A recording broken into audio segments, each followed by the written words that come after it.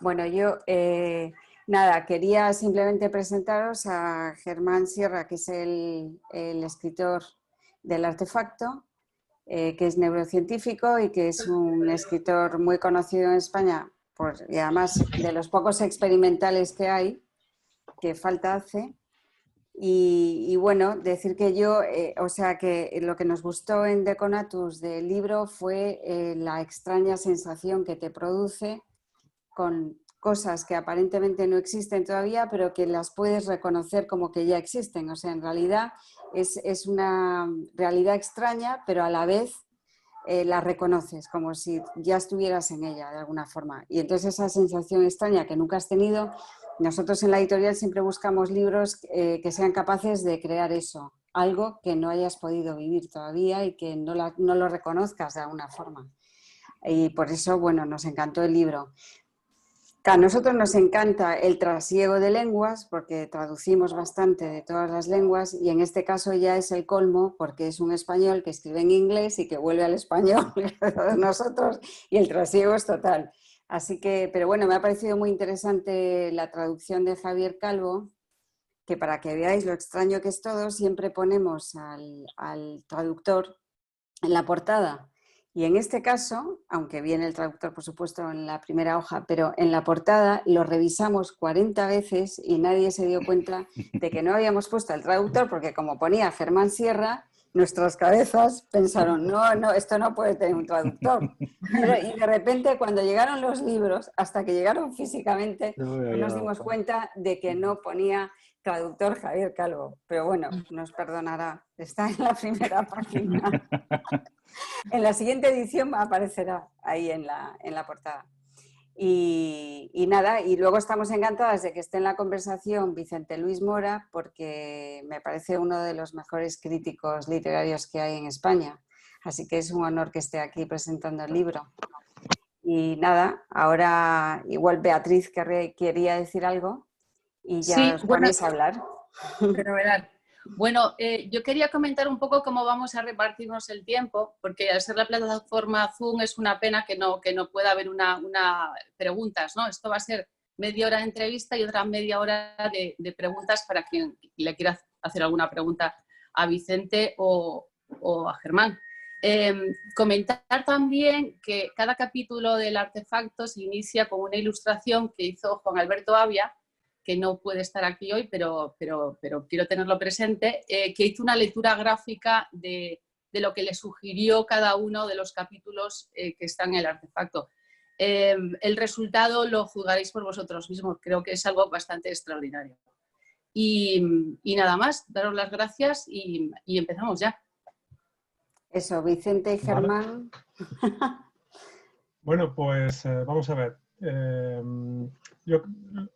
mí el formato entrevista me parece el ideal por un motivo, y es que a pesar de que Germán está siempre disponible en Twitter y se le puede preguntar y es muy accesible y siempre responde, pero no siempre, por humildad o por su forma de ser contenida, pues no siempre, digamos, se le puede sacar todo el partido. Entonces mi intención hoy, Germán, es estrujarte como un limón y hacerte hablar, porque considero que es muy interesante cuando hablas y comentas tu visión de la literatura, de las teorías, de la vida, de la ciencia, etcétera, y no siempre lo haces porque quizás, seguramente porque lo reservas para tus artículos, tus ensayos y tus novelas, ¿no?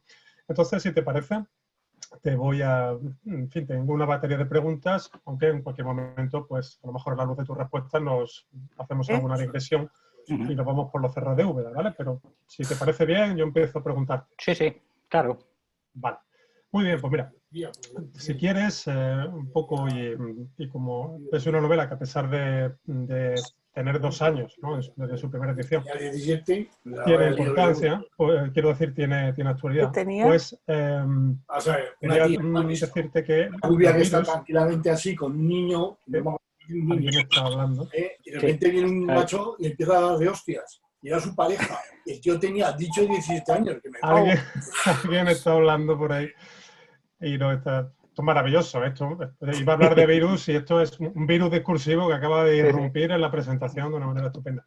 Te decía, Germán, que tiene un epígrafe, la novela de Chen, ¿no? Que dice, los virus tienen algo que decirte, algo oscuro y secreto. El hecho de que nuestros cuerpos nunca fueron nuestros, ¿no? Entonces impacta 2 años después ver ahora esa cita que parece que está casi tomada de la actualidad pues eso, en fin, más impactante en este momento. Entonces lo que quería preguntarte, Germán, pues, teniendo esa actitud visionaria que tienes, pues ¿cómo lo viste venir y sobre todo por qué no nos avisaste? A ver, yo creo que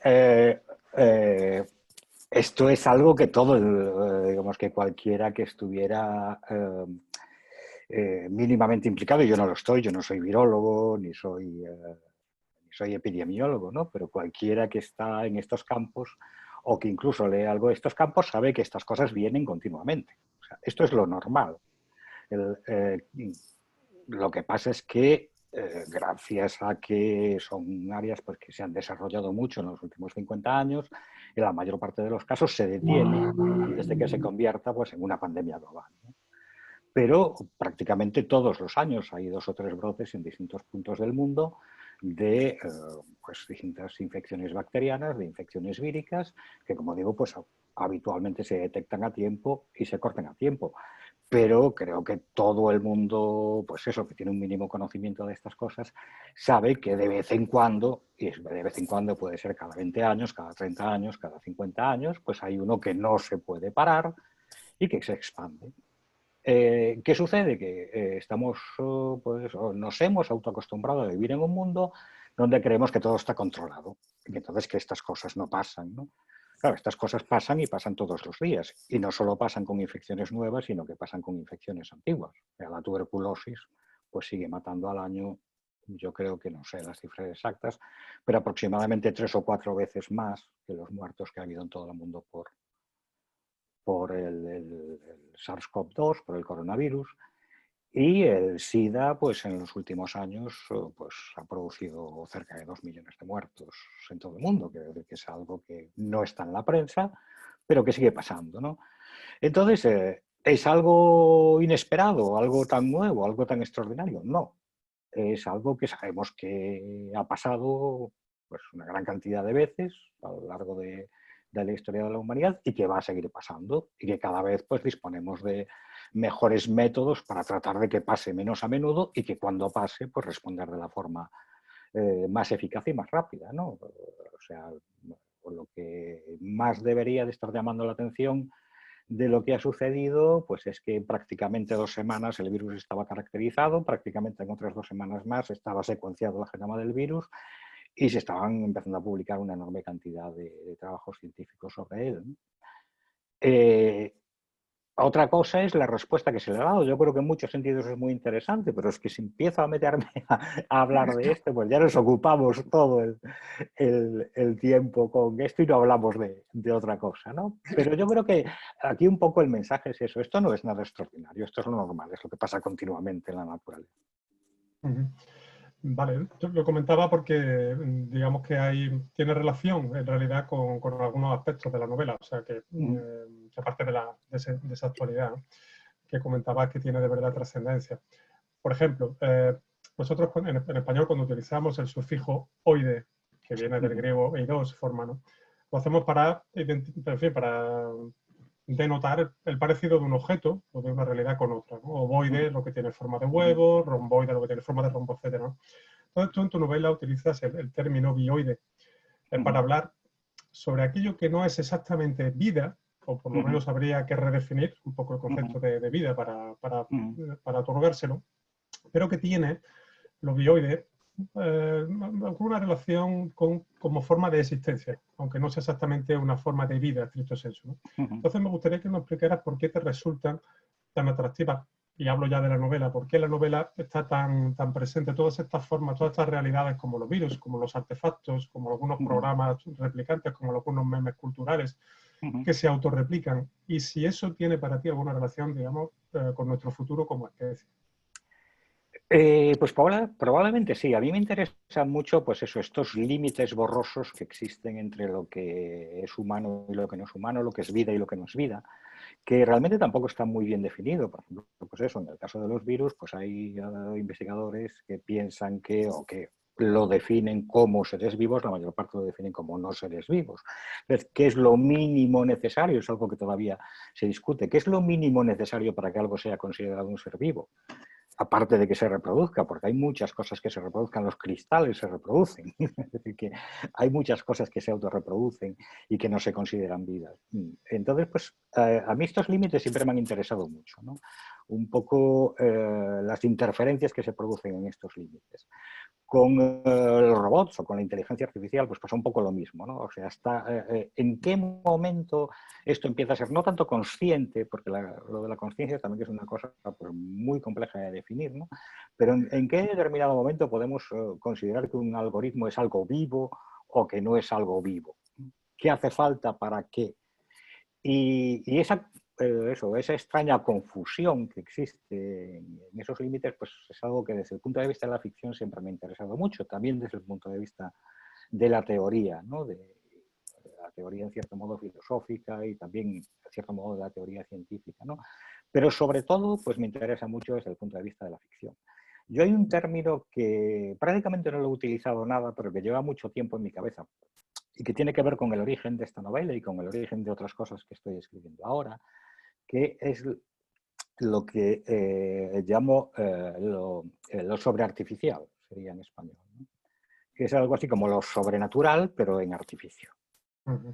El núcleo del que parte la idea de la novela, que luego pues aparece, pero no es tampoco lo que está más desarrollado, viene de una vieja tradición inglesa que son las calaveras encantadas, que son calaveras en las que se supone que habita un espíritu, ¿no? Entonces, la idea era, si una calavera muerta puede alojar un espíritu, ¿por qué no una calavera viva? Aunque esté ahí el cerebro, el espíritu no ocupa espacio y puede pues eso, encantarlo exactamente igual, ¿no?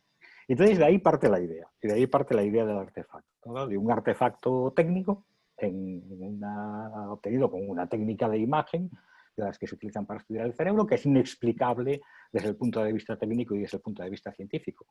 Y la persona a quien le hacen el escáner, pues empieza a dar revueltas a ver qué eso puede ser, y empieza a dar revueltas en ese sentido sin ninguna limitación racional, ¿no? Imaginándose que pueda ser cualquier cosa, ¿no? Ese es el origen un poco de donde viene.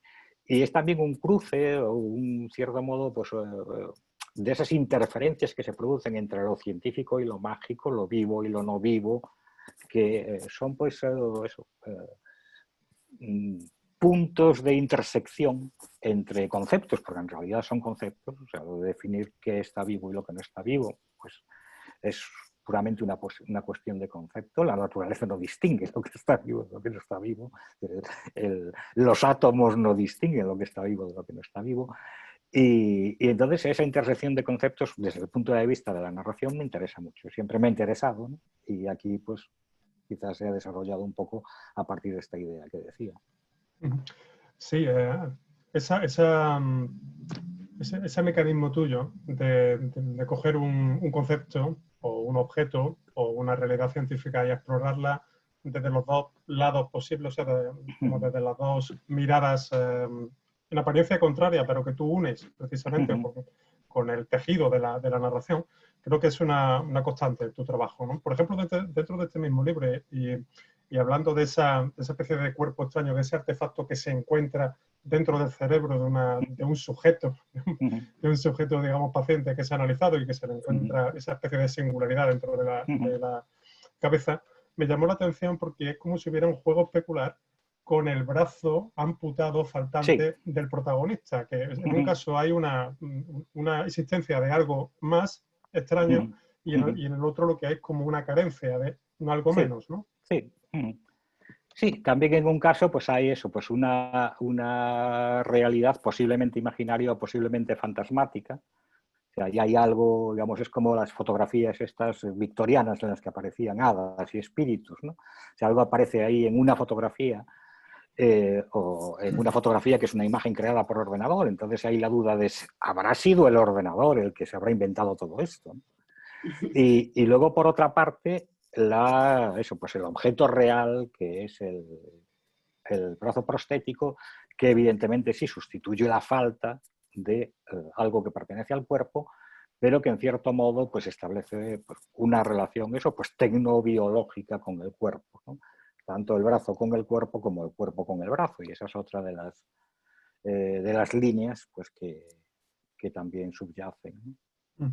Sí, voy a tirar por ahí, o sea, ya que has sacado tú el tema, yo tenía pensado otra cosa ahora, pero vamos a ahondar un poquito en eso, ¿no? Porque este elemento de la novela, curiosamente entronca, aunque antes de empezar la presentación estaba hablando que tú no eres, bueno, no eres un prolijo lector de ciencia ficción, sino que te interesan algunas líneas muy concretas y muy determinadas, pero curiosamente el tema de las amputaciones completada gracias a la tecnología es un tema de cierta tradición dentro Sí.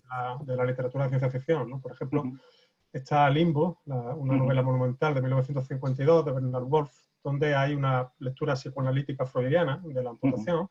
Se detallan, como en tu novela, relaciones sexuales, cómo sería el sexo entre personas amputadas y personas un poco fetichistas de esas amputaciones. Incluso en esa novela algunas de las prótesis son biónicas y otras atómicas, porque se estaba en plena psicosis de la Guerra Fría en el 52, claro, y entonces pues eso está presente en la novela. Brian Aldiss, en una novela del 77, se llamaba Bang Bang, y donde las líneas convergen, también se refiere a las amputaciones. Y ya en el cyberpunk, que ya se parece un poco más ya a lo que tú haces, ¿no? En cierto sentido, Cismatrix de Bruce Sterling, ¿no? Retoma el tema de las prótesis como complemento humano y la idea del cuerpo como algo sobrante. En relación a esto, ¿piensas que estas prótesis, como las que tú describes en tu novela, que tienen tanta importancia sexual, afectiva, incluso casi metafísica para el protagonista, pueden ser una forma de reflexión de corte aceleracionista sobre un futuro poshumano de los cuerpos?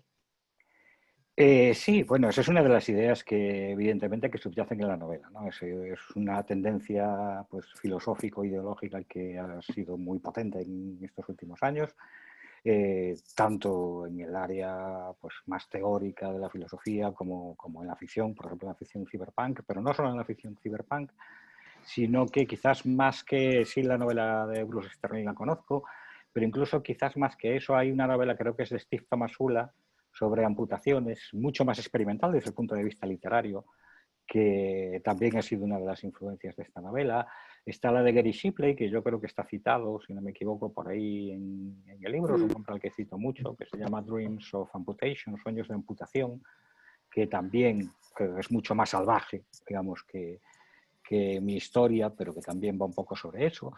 Y indudablemente sí. O sea, está, bueno, pues por supuesto la idea del cyborg desde Donna Haraway, todos los teóricos posteriores, hasta muchos de los creyentes en la singularidad y todas estas historias, ¿no? A ver, yo soy muy poco creyente en ese sentido, ¿no? O sea, yo soy muy escéptico con todas estas ideas, me gustan mucho, he trabajado sobre ellas, he escrito sobre ellas, pero tampoco creo que haya que tomarlos en un sentido pues, estrictamente religioso y sobre todo en un sentido teleológico. O sea, yo creo muy poco en la teleología, creo más en el azar y en la chapuza. Entonces, en ese sentido me gusta el cyberpunk por eso, ¿no? Porque el cyberpunk representa en muchos sentidos el fracaso de la teleología en la tecnología, que se intentan hacer las cosas para una cosa y después pues acaban pues haciendo cosas completamente distintas, no necesariamente contrarias como en la ciencia ficción clásica, la rebelión de robots, ¿no? Sino, por ejemplo, me interesa mucho la ciencia ficción de Asimov por eso también, porque en Asimov, sobre todo en los cuentos de Asimov, pues las cosas no es que se rebelen o no es que hagan lo contrario de lo que se había pensado que iban a hacer o para lo que estaban hechas, sino que hacen cosas simplemente distintas, absurdas, ¿no? Desastrosas, ¿no? Entonces, esa idea del futuro, que es una idea que representa mucho el presente, en mi opinión, o sea, yo creo que ahora mismo pues, estamos en un momento en el que no sabemos muy bien qué hacer con la tecnología que tenemos y estamos en algunos casos pues matando moscas a cañonazos y en otros casos pues dejando cosas ahí que podríamos pues, probablemente sacarles un partido mucho mejor. En el caso pues, eso de lo que hemos vivido este año yo creo que es bastante evidente. Pues eso, representa mucho el presente y representa mucho como veo yo el futuro inmediato, ¿no? Un futuro pues bastante más chapucero que tecnológicamente determinado, ¿no? Pues vamos a... Una cosa que me interesa mucho de tu obra es cómo la tecnología deja de ser, o no es solo, digamos, una reflexión de corte sociológico, sino cómo la conviertes en texto. Es decir, cómo haces también tecnología textual, ¿no? Y es una cosa que me interesa mucho y que en esta novela se advierte especialmente, ¿no? Entonces, cuando yo reseñé, cuando salió la versión en inglés, que ahora hablaremos de este tema de la traducción, que también me interesa, pero cuando la reseñé en 2018, me di cuenta, o me pareció, que había algunos otros textos tuyos que ya habías publicado, algunos relatos, algunos fragmentos de novela que aparecían, bueno, reelaborados en el texto en inglés, ¿no? Entonces, allí ponía el ejemplo de una frase de Intente buscar otras palabras, tu novela de 2009, que decía textualmente: escribir se ha convertido en un rito funerario celebrado por una máquina. Entonces, en The Artifact se leía: writing is now distribution action involving living and dead people and a lot of fun living machines. ¿Vale? Y ahora, en el regreso al castellano, curiosamente Javier Calvo no ha vuelto a tu frase original de intente usar otras palabras, sino que ha traducido literalmente, bueno, literariamente, pero que ha seguido la versión, digamos, inglesa de la novela, que hasta cierto punto era la original, aunque fuera derivada, y ahora escribe Calvo, o sea, o escribes tú bajo la voz de Calvo. Ahora escribir es una acción distribuida que involucra a gente viva y muerta y a un montón de máquinas no vivas, ¿no? Entonces, tenemos hasta 3 variantes textuales de la misma idea, que las 3 son tuyas, ¿no? Bueno, la última en coautoría con Javier Calvo, pero evidentemente es tu idea y tus palabras las que están ahí traspasadas, ¿no? Y bueno, pues esto precisamente te traía a colación antes lo de los virus, porque me resulta muy similar a una especie de virus autocopiativo o de esos artefactos que son capaces de replicarse a sí mismos para sobrevivir. Sí, yo desde hace mucho tiempo me interesa todo lo que es, pues eso, la estética del error, la estética del glitch, y muchas de estas cosas se producen pues cuando se autosamplea uno, ¿no? O cuando sampleas a otros, ¿no?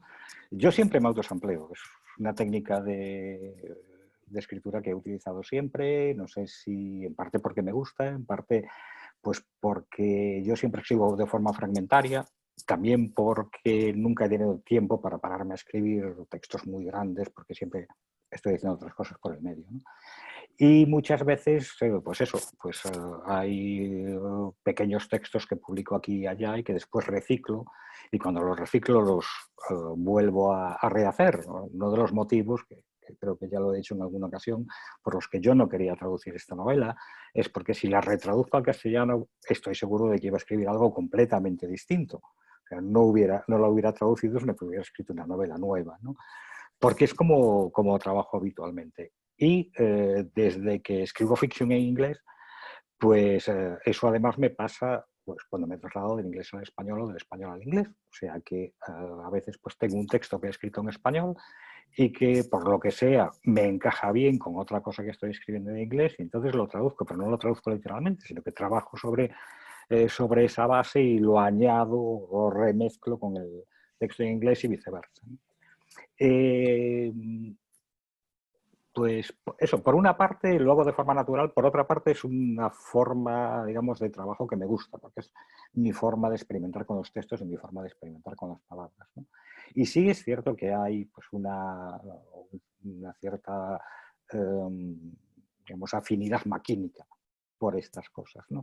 Y de hecho también a veces he usado, no muy a menudo, pero sí a veces he usado pues, algún tipo de algoritmo, por ejemplo, de los que están, yo no sé programar, pero sí de los que están libres en Internet, pues para generar frases o para modificar frases. Intenté usar otras palabras, hay por lo menos 2 fragmentos que están generados traduciendo varias veces en Google, cosa que sé que hay otros autores por ahí que lo hacen. No en este libro, pero sí en unos textos que hice para una exposición que se celebró en Praga el año pasado, si no me equivoco, hace 2 años, pues también hay unos textos generados y unas imágenes generados con estos algoritmos también que estaban libres en Internet, que te permitía pues, generar imágenes a partir de un texto. Tú escribías una frase y digamos, el algoritmo buscaba en Internet y te creaba una imagen a partir de la frase que había escrito. Yo lo que hice fue escribir, por ejemplo, frases muy abstractas. Esto estaba pensado pues, para poner pues, cara de mujer rubia con ojos azules. Entonces pues te creaba una, ¿no? Pero si le ponías, pues yo qué sé, cualquier frase abstracta, pues entonces te creaba una imagen abstracta, ¿no? Y eso era un poco lo que yo buscaba, ¿no? O sea que sí es un tipo de recursos a los que suelo utilizar con máquina o sin máquina. Qué bueno. Pues la siguiente pregunta ya la has contestado en parte, que era precisamente lo del hecho de la traducción, ¿no? Pero me interesa lo que la provoca. Es decir, en la página 20 del artefacto leemos: escribir en un idioma extranjero es como estar enamorado de alguien desconocido por Internet. Una exploración continua de huellas radiantes y probablemente falsas de su conducta. Eso es lo que dice el personaje, el narrador. Entonces, ¿por qué? Yo lo sé porque me lo has comentado bien en privado alguna vez, pero creo que puede interesar a quienes están aquí con nosotros. ¿Por qué cambiaste tu idioma de escritura del español al inglés? Pues básicamente porque había una serie de gente, sobre todo en Estados Unidos y también en Inglaterra, pues que tenía ganas de leer textos míos y me fueron invitando a escribir. Yo había escrito y llevaba tiempo escribiendo ensayo en inglés. No me había atrevido nunca a escribir ficción en inglés, pero sí leo mucha ficción en inglés desde hace mucho tiempo, sobre todo pues eso, ficción contemporánea. Y bueno, pues a través de redes sociales, a través de internet, en revistas online, primero pues me empezaron a preguntar si no me gustaría pues escribir algún relato. Yo al principio les contesté que yo no sé escribir ficción en inglés.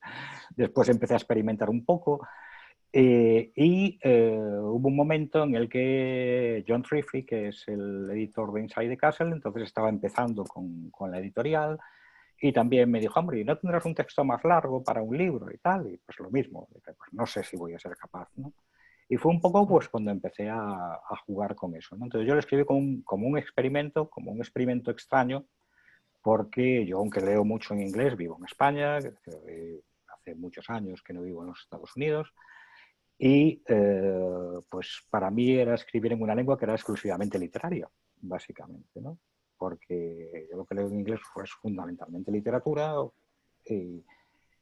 pero no hablo inglés a diario, con lo cual pues pasan cosas muy curiosas como que es que yo escribo palabras que no sé pronunciar, porque no las he oído nunca pronunciadas.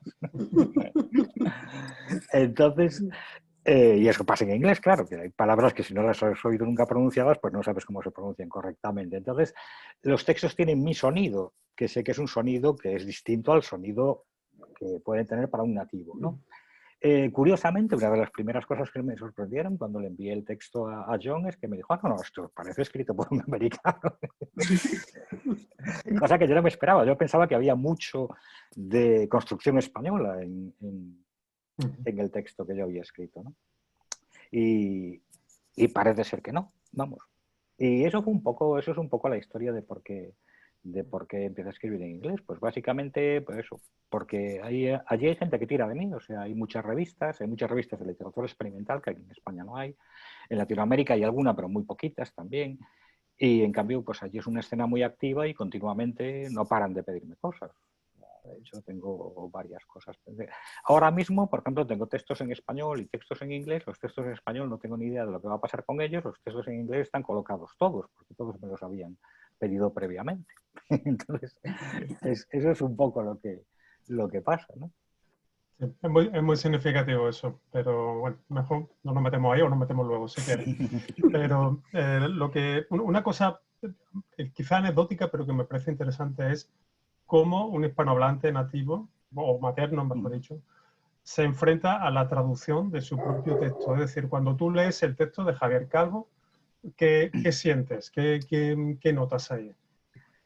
Para mí era parte del experimento. Yo tampoco esperaba en ningún momento que a nadie le fuera a interesar la novela en España. O sea, de hecho, cuando tú escribiste la reseña me sorprendió y cuando Silvia me contactó diciendo que querían traducirlo, me sorprendió muchísimo más todavía. O sea, no esperaba que nadie quisiera sacarlo aquí. Y entonces, pues lo que decidí fue continuar el experimento. Un poco lo que te decía antes, yo no quería retraducirla al español porque escribiría algo completamente distinto. Y como en cierto modo, para mí escribirlo fue un experimento, lo de meterme en una lengua que no era mía y que narrativamente pues nunca había utilizado más que para cosas muy breves. Me sentí muy libre, por cierto, cosa que no había dicho antes, ¿no? Porque escribes en otra lengua y pierdes un poco la vergüenza de hacer cosas que igual en castellano pues diría, no, esto no lo voy a hacer así porque me suena fatal, ¿no? En inglés me daba igual y tiraba para adelante, ¿no? Entonces, en ese sentido, pues fue un poco continuar el experimento, diciendo, bueno, pues ahora ya que vuelve al español, pues que lo haga otro. O sea, eso, no me apetecía hacerlo yo para no meterme a escribir algo distinto, pero por otra parte me pareció lo más normal, pues que el traductor fuera otro, y especialmente Javier Calvo, que es un traductor que me gusta mucho. O sea, yo recuerdo que esa broma, yo no sé si fue contigo, Vicente, pero yo sé que esa broma la hicimos con alguien hace muchos años, ¿no? No, mi próximo libro lo voy a escribir en inglés y lo va a traducir Javier Calvo, ¿no? ¿En serio? ¡Qué bueno! Era mi traductor favorito, es el traductor de David Foster Wallace, quiere decir que, aparte de ser un buen amigo, pero eso, ¿no? Que era algo que yo sé que lo había comentado con alguien como broma, y que esta broma se haya convertido en realidad, pues me hace mucha gracia, ¿no? Pero me parece muy interesante como conclusión del experimento, ¿no? Bueno, pues ahora vuelve a mi idioma original, pero no bajo mi mano, sino traducido por otro, lo cual, pues evidentemente siempre le añade cosas o hace que sea distinto a lo que yo hubiera traducido. Vale, pues yo te voy a hacer una última pregunta, ¿vale? Porque ya estamos más o menos en la media hora que habíamos hablado y como hay gente que son, algunos de ellos son amigos, los conocemos, a lo mejor tienen alguna pregunta que hacerte, que seguro que son más interesantes que la mía. Yo acabo con el tema del artefacto, o sea, con la palabra artefacto, ¿no? Que me parece muy interesante.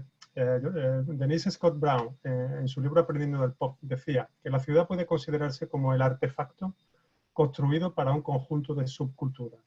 Entonces, el mundo digital de hoy sería el artefacto del conjunto de todos los conjuntos de subculturas, es decir, ha creado, a tu juicio, lo digital, una especie de superorganismo de criaturas y culturas que están construidas como datos en flujo, como signos en rotación, según la expresión de Octavio Paz.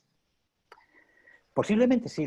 Yo lo digital es que tiendo casi siempre a no verlo como un todo, ni siquiera como un artefacto de subculturas. Para mí es, digamos, el conjunto de subculturas, pero no hay como una superestructura sobre ellas.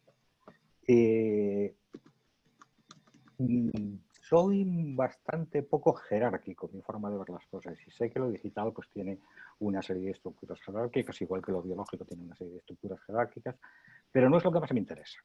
O sea, me interesa más la red distribuida, ¿no? La parte de red distribuida. Entonces miro más a la parte de red distribuida. En ese sentido, pues lo que más me gusta de lo digital, y debería decir lo que más me gustaba, porque ahora estamos pues en una deriva mucho más hacia lo jerárquico, pero lo que más me gustaba de lo digital de los años 90, por ejemplo, pues era esa enorme distribución, horizontalidad, expansión, ¿no? de las cosas, que sigue existiendo. Lo que pasa es que hoy en día está mucho más mediatizada pues, por eso, las grandes plataformas que en cierto modo imponen una forma de representar lo digital, no tanto un contenido, que también en muchos casos, ¿no? Sino sobre todo pues una forma, un estilo, ¿no? Entonces yo pues estoy bastante cercano a la gente que trata de romper esas formas y esos estilos jerárquicos y trata de en cierto modo no volver, porque no sería volver a lo mismo, ¿no? Pero sí de producir sistemas mucho más igualitarios, mucho más horizontales a través pues, de blockchain o de lo que sea, ¿no?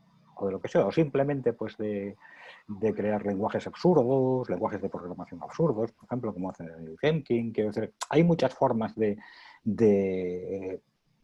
jugar con eso, ¿no? No lo veo tanto como un enfrentamiento, sino como un juego. Entonces, lo que sí disponemos ahora es de una enorme cantidad de herramientas digitales que todavía no hemos aprendido a usar del todo. Yo creo que de hecho nos queda mucho para aprender a usar del todo, le podríamos sacar pues muchísimo más partido, no digamos desde el punto de vista artístico. Y entonces pues todo ese juego me interesa, ¿no? Y hay muchas cosas a las que yo sé que nunca seré capaz de aprender a hacer, porque me falta un background importante en programación y todas estas cosas, pero que me gusta mucho ver cómo hay gente que está jugando con eso, ¿no? No solo pues, con texto e imagen generativa, sino con muchas otras cosas de este tipo, ¿no? Es un ámbito que me interesa mucho. Vale, pues Silvia, Beatriz, yo os paso la palabra a vosotras y si alguien más quiere intervenir. Bueno, primero los que habéis venido, los que estáis asistiendo a este encuentro, si tenéis alguna pregunta, yo tengo, pero mejor antes vosotros. No sé si... Es que yo no veo mucho por aquí. Bueno, voy yo haciendo una pregunta a ver si se anima. Bueno, esto es más que nada una apreciación que me gustó mucho en la novela, que es que normalmente en un mundo anterior o pasado que era bastante religioso, que la religión tenía bastante poder, digamos, que se supone que era algo abierto hacia lo inefable, etcétera, etcétera. Sin embargo, cuando lees novelas de esa época son mucho más cerradas que esta, que en principio es una sociedad dominada por la tecnología, pero queda todo totalmente abierto. Y de repente me ha parecido como que esa mística que hablaba la religión producía lo contrario, y esta parte tecnológica que cierra el mundo como en matemáticas, en conceptos, en lo abre completamente. Esa es mi sensación. Pero quería preguntarte a ti, cuando escribiste la novela, ¿qué emoción tenías que en el momento de escribirla, o cuando la escribías, o que te llevó a escribirla? Es decir, siempre hay una emoción detrás de la novela, de cualquier novela más o menos que dirige la escritura. Quería preguntarte cuál era la tuya, o si no había ninguna, pero... Pues no sabría decir una en concreto. O sea, para mí escribir es en gran medida un juego. Entonces, podría decir que la ansia de divertir, en cierto modo, ¿no? Y en este caso más todavía, porque estaba como aprendiendo aprendiendo, pero sí, digamos, tratando de adquirir una cierta maestría en un instrumento que no dominaba, como es otra lengua, ¿no? Yo también he puesto varias veces el ejemplo de eso, de un músico que domina bien un instrumento y de repente pues se le ocurre sacar un disco pues tocando otro instrumento, ¿no? Pues se pasa del piano al saxofón, por ejemplo, ¿no? Y pues con eso pues trata de, en cierto modo, pues de jugar, de crear un modo distinto de expresarse. Entonces, quizás en este caso, para mí, aparte de la sensación de no ser capaz de llegar a un momento que no sería capaz de seguir, la mayor parte del tiempo pues era un poco el afán de divertirme, ¿no? O sea, no había un sentimiento, digamos, que se impusiese sobre todo lo demás. Probablemente, como digo, escribo de forma muy fragmentaria y a veces pues puede haber partes que reflejen más una visión más satírica, por ejemplo, de la vida, otras veces pues una visión más nihilista o más oscura, pero no creo que haya una línea general que se haya mantenido a lo largo de toda la escritura, ¿no? Ya, bueno, se supone que el juego es la base del arte, ¿no? O sea que eso ya es un sentimiento abierto. Y otra pregunta que tenía es que me interesó mucho esa teoría que cuentas, que es justo la contraria que se estudia en filosofía, por ejemplo, que es la de que los animales tienen una intuición o un instinto que siguen, y que el hombre, pues precisamente porque tiene inteligencia, pues está abierto, etcétera. Y tú hablas de que el hombre, con respecto al animal, es que todavía está en una fase muy temprana de su desarrollo, ¿no? Pero que llegará a que su cerebro sea como un instinto en un animal, ¿no? Sí, no, no es exactamente eso. O sea, lo que hablo es que eso es un poco más una crítica a esta idea de que, eso, pues de que los seres humanos son, digamos, la criatura más perfecta Eso. o que la evolución pues sigue una línea ascendente, o sea, lo cual sabemos de sobra que no es cierto, ¿no?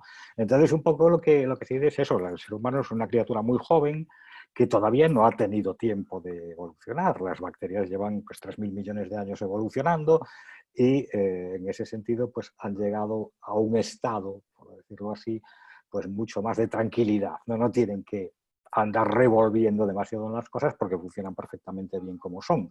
Mientras que el ser humano pues lleva muy poquito tiempo y entonces todavía está en esa fase de inquietud de no saber muy bien lo que es, ¿no? O cuál es su espacio en el universo, ¿no? Eso es un poco la A mí me ha idea. parecido interesantísimo, sobre todo pensar en cómo seremos cuando lleguemos a nuestro... Si es que ¿Cómo somos, seremos? si es que Si es somos, que somos. ¿no? Si es que somos. Sí, Porque... sí, porque tenemos la capacidad de aniquilarnos, ¿no?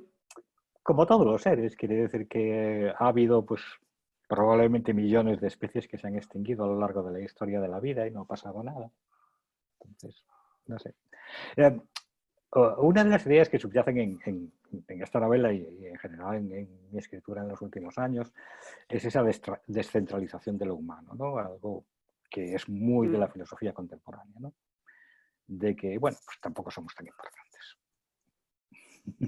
Ya, pero ¿considerarías que es un relato deshumanizado por completo o no? Porque... No, yo no creo que un ser humano pueda escribir un relato deshumanizado por completo, porque no se puede salir de lo que es, ¿no? Pero esa sensación tan inquietante que produce cuando terminas la novela, esa sensación de vacío, ¿qué te diría yo?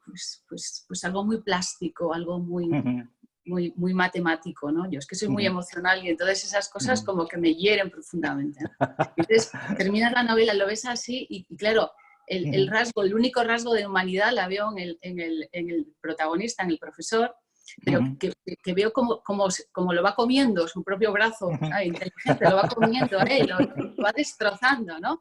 Y entonces es sumamente inquietante y a mí eso me genera una sensación de deshumanización, ¿no? No sé cómo lo ves tú o si lo pretendías o no, te cuento mi sensación, ¿no? A ver, yo más que como deshumanización lo veo como ampliación de la idea de humanidad.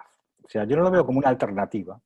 Es un poco lo que decía antes también de la tecnología o de la inteligencia artificial. O sea, yo no creo que eso suponga desplazar otras cosas, sino que es algo que se añade a.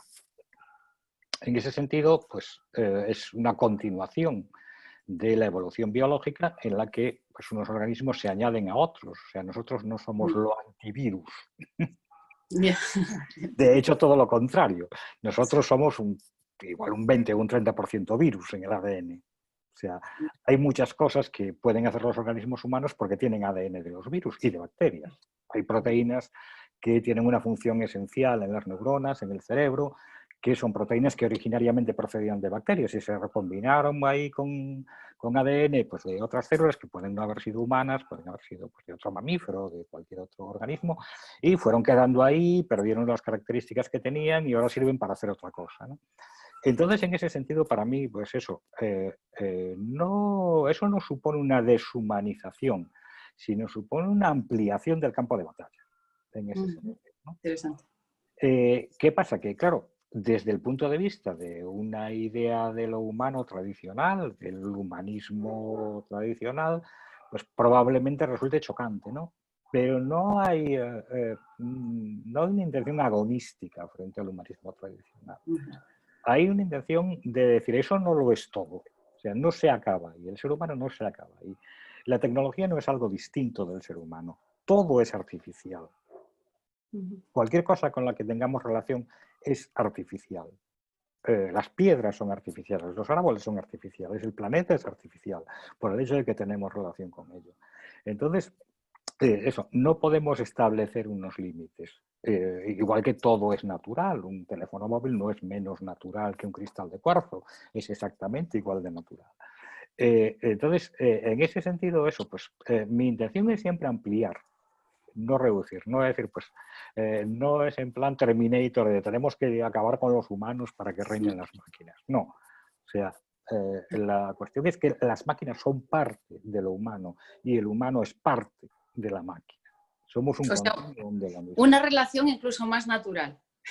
¿No? Y más artificial, las dos cosas. Es que realmente la distinción entre natural y artificial no tiene ningún sentido. O sea, absolutamente. Sí, yo entiendo como artificial cualquier cosa con la que tenemos relación. O sea, es una definición más fenomenológica, ¿no? Cualquier cosa que somos capaces de percibir por ese motivo es ya automáticamente artificial, porque la vamos a utilizar como tecnología. Y de hecho la humanización es el uso como tecnología de cosas que estaban por ahí. Palos, piedras, lo que fuera, ¿no? Entonces, eso, pues ahora seguimos haciendo lo mismo, de forma más sofisticada, pero seguimos haciendo lo mismo. Entonces, esas cosas que utilizamos como tecnología son parte de nosotros, y nosotros somos parte de eso. Esa es un poco la idea que subyace en este libro y prácticamente pues, en todo lo que estoy escribiendo últimamente. Muy bien. Entonces, siguiendo esto, en la relación humana, entre humanos, que también es curiosa aquí, el otro humano es artificial para ti. O sea, en el sentido en que te relacionas con él. Claro, claro. Y tú mismo eres artificial para ti, en el sentido de que... Bueno, sí, pero cuando no tienes conciencia de esa artificialidad, o sea, si tú eres consciente de esa artificialidad, cambia tu forma de relacionarte. No necesariamente. Creo. No necesariamente. Bueno, ves al otro de otra forma. No necesariamente, porque como digo, no se trata de una cosa frente a otra, se trata de una ampliación de la mirada. O sea, una cosa no elimina a la otra. Eso es como lo de las ciencias y las humanidades a las que tantas vueltas se les da. O sea, no es una cosa contra otra, es que es simplemente una ampliación de la mirada. Entonces, esa mirada hacia la artificialidad es una ampliación de la mirada, no es una reducción de lo humano. Todo lo contrario, es una ampliación de lo humano. Hay que entenderla, pero la relación de los personajes en el libro es como una relación que no llega a ser relación. Es como si estuviera entrecortada, ¿no? Sí, pero no tanto por eso, no tanto por la artificialidad del otro como por las circunstancias, por la dificultad para. Y eso es algo que tiene quizás menos que ver con la cuestión de la tecnología, como con la cuestión de cómo estamos usando la tecnología en la sociedad actual. Donde realmente sí se está utilizando mucho más para distanciar que para unir, en muchos sentidos, ¿no? ¿Se te ha ocurrido alguna idea de cómo usarla para unir alguna vez? Vamos a crear otro medio digital diferente. No, también se usa para unir. Lo que pasa es que ahora mismo, pues eso, se está usando bastante más para separar que para unir. Yo creo que eso es algo que no es cuestión de una idea, sino es cuestión de una actitud colectiva. O sea, que ideas hay muchas y propuestas hay muchas, pero requiere un cambio importante en la actitud colectiva, ¿no? Y después también hay mucho, es que no sabemos que hay muchas cosas que aún no estamos acostumbrados a manejar. Y es normal que nos equivoquemos, nos vamos a equivocar muchas veces, porque eso, pues estamos en un cambio cultural y tecnológico muy importante. Muchas instituciones que dábamos por hechas para siempre, pues nos estamos dando cuenta de que no, que son simplemente pues, una anormalidad histórica, como han sido anormalidades históricas pues, otras instituciones que han venido antes. Es, por ejemplo, la familia, por poner un ejemplo muy claro y que todo el mundo puede identificarse con él, ¿no? Pues probablemente eso haya sido una normalidad histórica y tendremos que empezar a relacionarnos de otra forma distinta porque el mundo cambia y las circunstancias son diferentes. Y eso no tiene nada que ver con la tecnología. La tecnología influye en ello, pero no solo influye la tecnología, influye en cosas bastante más complejas y bastante más colectivas como para poder dar una solución, ¿no? Entonces, yo no tengo casi nunca soluciones. O sea, yo hago preguntas, pero casi nunca tengo respuestas, ¿no? Por eso escribo ficción. Porque no tengo la respuesta. Entonces, pues eso me permite pues, plantear preguntas sin tener que responderlas. Sí, está claro. Está claro que el libro te deja esa sensación de pregunta abismal. ante el futuro, que no controlamos nada, ¿no? Porque Ujú. antes podías ver una revolución que podía llegar, tal, pero es que esto es como ni idea. Antes tampoco lo podías ver, lo vemos desde aquí. Bueno, sí. Desde aquí, con la Bueno, perspectiva sí. histórica. Pues fíjate Ya, pero qué fácil no. fue la revolución, yo qué sé, pues. Bueno, ya, pero que veías una necesidad humana de cierta revolución, pero aquí es que lo que plantea el libro es como que algo que realmente no tienes ni idea lo que puede caer. Sí, también es eso, pues es una pincelada, es un detalle, es como una pequeña fotografía de una parte de lo que está pasando. Tampoco pretende, lo decía un poco al principio, no pretende recrear un mundo, no pretende describir una sociedad nueva. Es una pequeña fotografía de un grupo muy pequeño de personajes en los que les pasan una serie de cosas y reaccionan de una manera determinada, ¿no? Yo creo que no se puede extrapolar en ese sentido. En eso se parece bastante a lo que es la literatura underground, ¿no? Que pues un personaje pues más o menos complejo, más o menos desgraciado, más o menos con problemas, que le pasan una serie de cosas, pero tampoco es extrapolable a la sociedad en general, ¿no? Bueno, pero tomas conciencia de cosas en las que no Claro, habías caído. claro, eso es un poco también la idea, ¿no? De decir, bueno, pues vamos a sacar una fotografía desde este ángulo, vamos a mostrar una serie de dudas que están ahí y después pues cada uno que busque las respuestas que Claro, una pueda cosa muy encontrar. inquietante es lo de ser parte de un estudio constantemente. Eso Sí, es... pero eso existe. O sea, eso Sí, no es sí, nada que claro haya que sí, inventado. conozco O sea, gente, sí, que está en estudios, por y eso que por existe, eso, o sea pero que no que te das cuenta de la sensación terrorífica de ser parte de un estudio o como tu sea, esencia. a mí lo que eso, lo que me gusta, un poco lo que me gusta de esa idea es el fetichismo de ser parte de un estudio, ¿no? Como lo hay de muchísimas, y seguro que existe, seguro que hay alguien a quien le pasa, ¿no? Bueno, Sí. hay un personaje, bueno, el personaje que quiere voluntariamente participar y ser parte de un estudio. O sea, ahí hay Claro, una claro. vocación Sí, sí. también de ser experimentado y ser Sí, sí. experimento y Sí, ser sí. todo. Sí, sí. Eso es un poco, perdona, Germán, una variante de la panoptofilia que tú Sí, has descrito en algunos de tus textos, el sí, sí. gusto por ser observado, ¿no? O sea, Sí, sí. la pérdida del complejo a ser mirado y digamos que el estudio sería como la sublimación absoluta, ser mirado por fuera y por dentro, ¿no? Sí, sí, sí, sí. Que es algo que realmente lo del miedo a dejar de ser mirado es algo muy real ahora mismo. Quiero decir, la gente tiene que estar presente continuamente en todas partes, en las redes sociales, en todos los sitios, y si de repente no te miran un día, pues Efectivamente, sí. qué Te fracaso, preocupes. ¿no? Hoy no me ha mirado nadie. Sí, sí, sí. Pues no sé si alguien quiere más preguntas. Ánimo. Aunque no sean del libro, porque supongo que esto es una presentación y todavía no lo habéis leído, pero sobre el tema que estamos sacando.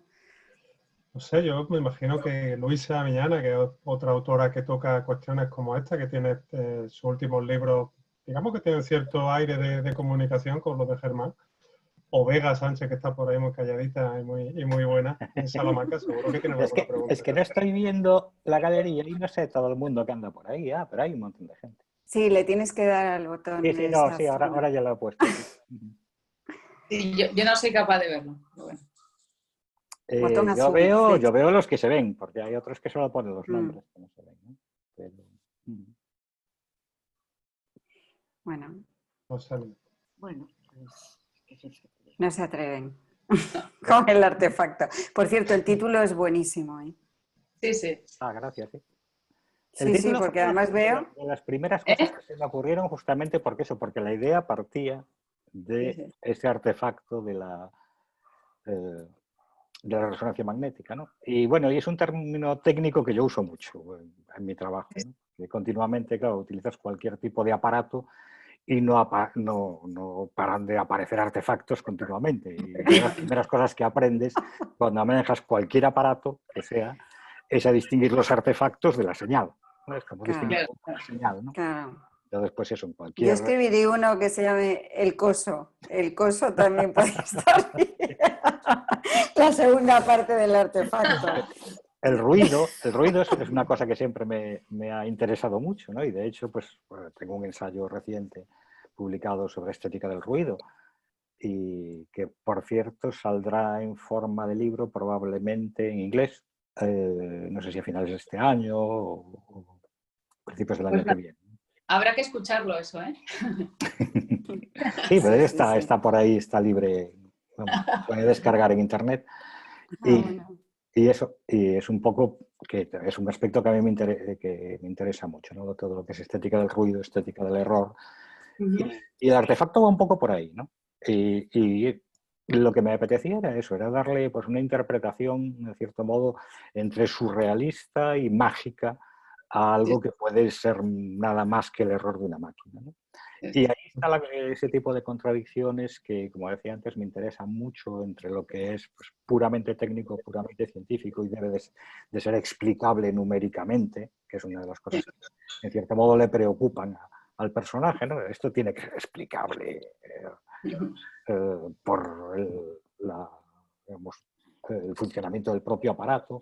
Y por otra parte, pues ese otro demonio, digamos, que le dice, no, eso no tiene nada que ver con el aparato, es una inteligencia artificial que lo ha creado, o es pues eso, pues un demonio tradicional que se ha introducido ahí en tu cráneo, ¿no?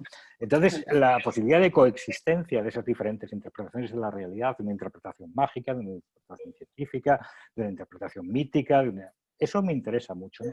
Y creo que es algo muy contemporáneo en ese sentido, ¿no? Que una de las confusiones en las que vivimos hoy, justamente por eso, porque tenemos 3 o 4 interpretaciones distintas del mundo, la religiosa que mencionabas antes, Silvia, sigue estando ahí.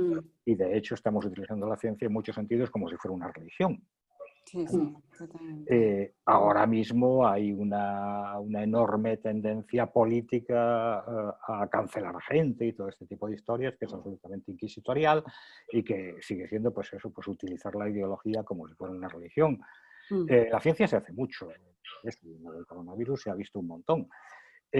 Porque la ciencia eso tampoco da respuestas y cuando las da tarda mucho en darlas, no las da inmediatamente. Y entonces pues hay toda una serie de cosas que hay que tener en cuenta a la hora de interpretar unos resultados, pero la gente quiere seguridad y entonces cuando buscas seguridad en algo, pues lo conviertes en una religión, ¿no?